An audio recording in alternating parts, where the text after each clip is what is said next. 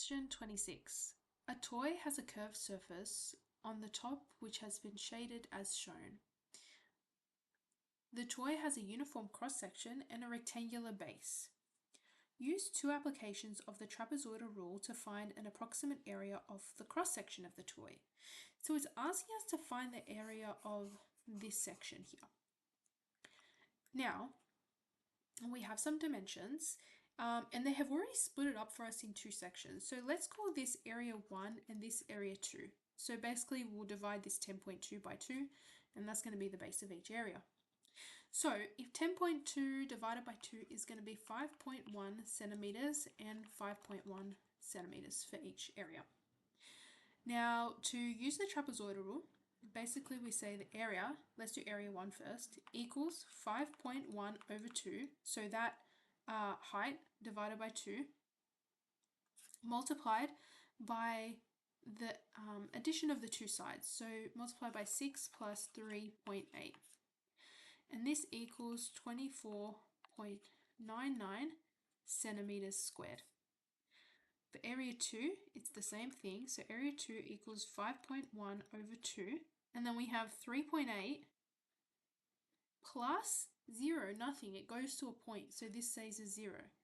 And if we put that in the calculator, we get 9.69 centimeters squared. Now finally, to get the total area, we just add these two. So the final area equals 24.99 plus 9.69. That equals 34.68 centimeters squared. Now for part B, it says the total surface area of the plastic toy is 1,300 centimeters squared. What is the approximate area of the curved surface? So just this shaded surface we want to find the area of. Now we just found the area of this side here, and there's two of them, one on the left, one on the right. Now we also need to find this area, the back, and we also need to find the area of the base. So the area of the back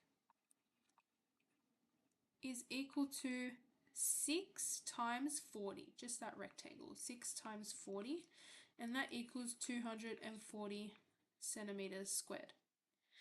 The base is equal to 40 times 10.2, that rectangle there, so 40 times 10.2, and that equals 408 centimeters squared. And the two sides, so side equal 34.68 times 2 to make sure we get both sides, and that's 69.36 centimeters squared.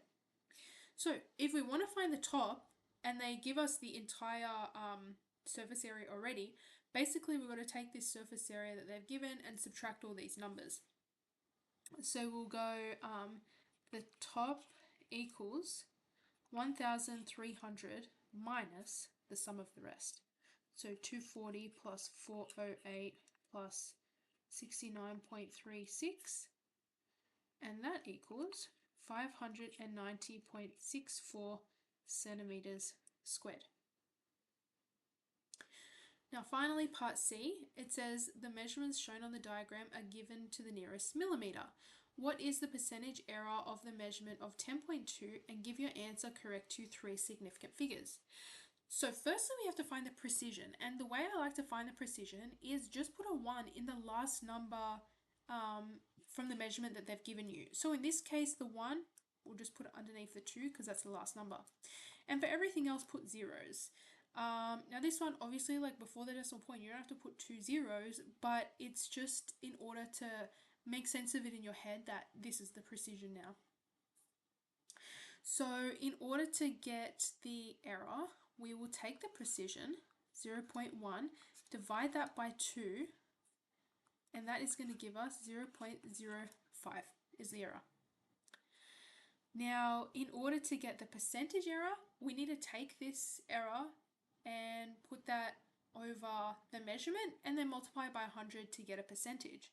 So 0.05 over 10.2 times 100 for a percentage equals a decimal with quite a few numbers, but if we're taking it to 3 significant figures, you can look at it on your calculator, is 0.490 centimeters to 3 significant figures.